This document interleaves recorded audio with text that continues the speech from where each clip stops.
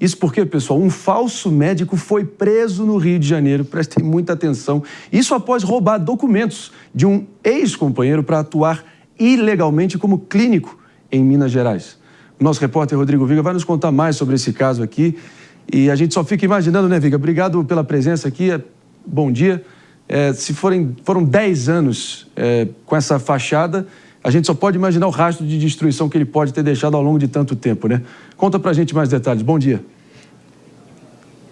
Tudo bem, Marinho? Bom dia para você, para a turma toda aí da bancada, do sofá. Um verdadeiro criminoso, né? Porque ele não só furtou essa documentação, diploma do ex-companheiro, identidade, entre outros pertences, mas atuou, clinicou, receitou, prescreveu durante a passagem dele, por exemplo, por unidade de pronto atendimento em Minas Gerais, na cidade de São João del Rei também, onde atuou como clínico geral no estado de Minas Gerais. Um crime que foi cometido há cerca de 10 anos, pouco mais de 10 anos. Ele tinha um relacionamento com um outro rapaz, com outro homem, e decidiu então furtar, levar toda essa documentação. Depois eles se separaram, cada um tomou o seu caminho, e aí veio a surpresa, né?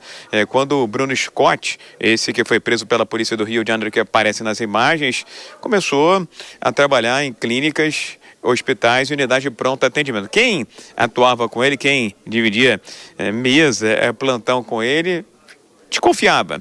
E aí, a partir dessa desconfiança, a partir de uma denúncia feita por próprios companheiros de trabalho, que a verdade veio à tona.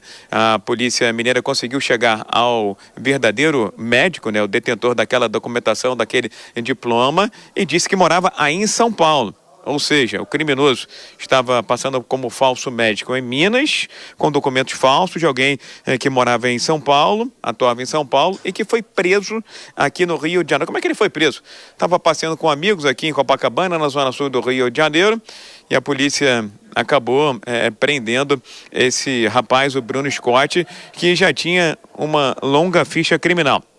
Então vejamos, ele foi acusado do crime de furto qualificado no ano de 2015 e também em 2015 já tinha sido acusado, fichado de tráfico internacional de drogas. Ou seja, ele estava tentando trazer drogas de um outro país, no caso do vizinho Paraguai, aqui para o território brasileiro. Como se não bastasse, furto qualificado e também tráfico internacional de drogas, o Bruno Scott era acusado de atuar como falso médico em unidade de saúde em São Paulo, foi detido e agora deve ser levado para Minas Gerais, onde nas costas já existe uma grande quantidade de processos contra ele, viu, Marinho?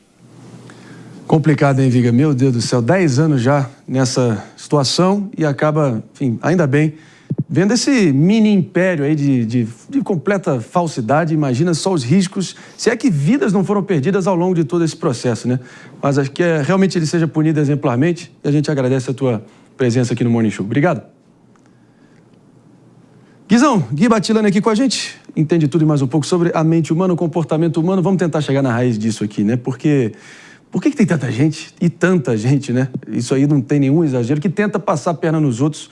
E muito reflexo que a gente sempre traz aqui, né, gente? A cultura da desconfiança que, pelo visto, impera no Brasil.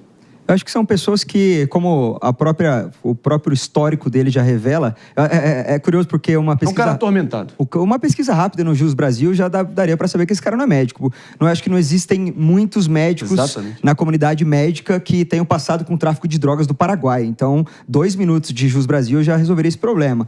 E como você falou, o passado do cara, o cara vai ganhando confiança na medida em que ele pratica um crime, não acontece nada, pratica outro crime, não acontece nada, ele começa a exercer a medicina, começa a funcionar, vai ganhando corpo e o cara não consegue sair disso mais.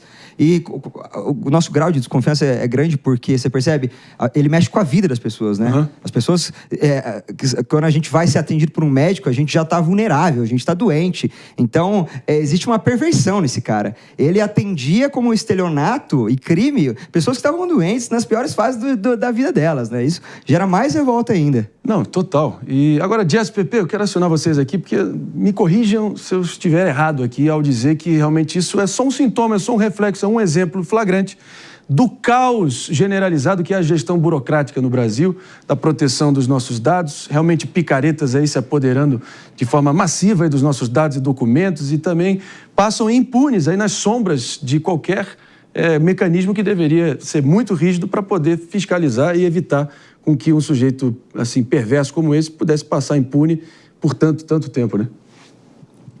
E nesse caso, eu acho que é um problema que vai além até. Eu acho que é um problema que a gente tem acompanhado no mundo de falsos profissionais que tentam passar a perna nas pessoas nos mais diversos cenários. E a grande questão é, como bem mostrado aí, o Viga traz isso muito bem, ele já tem outras situações. Então, a inabilidade, eu acho que ela está muito em ter um sistema de justiça em que, querendo ou não, não falando mal da profissão, admiro bastante, meu pai é advogado, mas os bons advogados conseguem, sim, querendo ou não, tirar essas pessoas de embrólios jurídicos muito sérios. E, querendo ou não, essas pessoas voltam a atuar em áreas que prejudicam a sociedade, com o crime.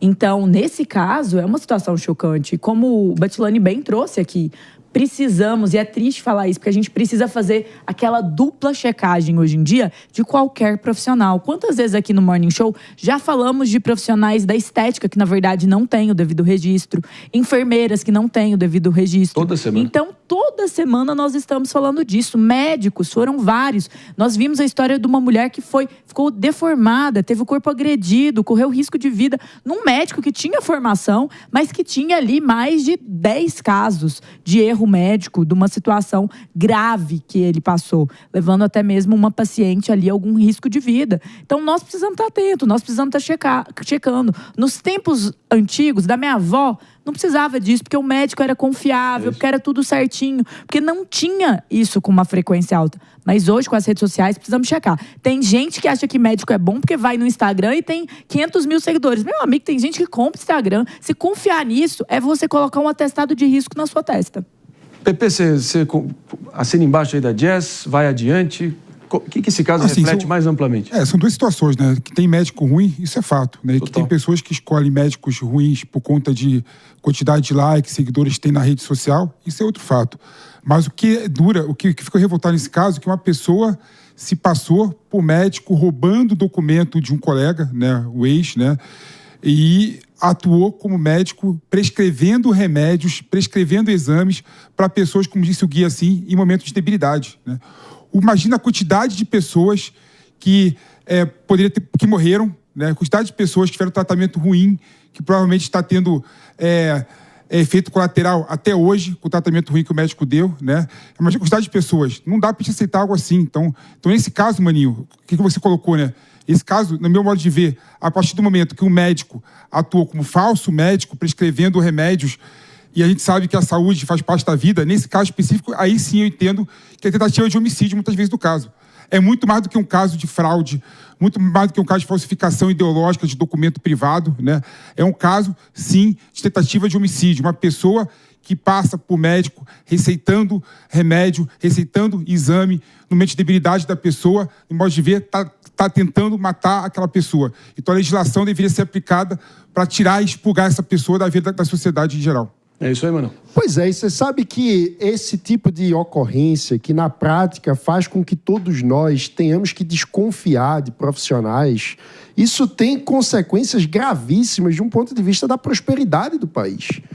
Um país, para crescer, para se desenvolver, para ter uma economia pujante, gerar renda e oportunidade para as pessoas, precisa ser uma sociedade de confiança, onde nós podemos construir cooperação com os outros, fazer negócios confiando nas pessoas. O que a gente vive no Brasil, com essa crise do império da lei, na prática, é também a imposição da desconfiança como método de convivência em sociedade. Para que possamos sobreviver, muitas vezes precisamos desconfiar. E isso faz com que estejamos muito mais distantes de um caminho de prosperidade. Porque a cada vez que, antes de fazer uma consulta, antes de fechar um negócio, a gente precisa puxar a ficha corrida de com quem a gente está falando, isso quer dizer uma diminuição da produtividade. Isso quer dizer a criação de etapas que, numa sociedade saudável, não seriam necessárias. Então, isso aumenta o nosso custo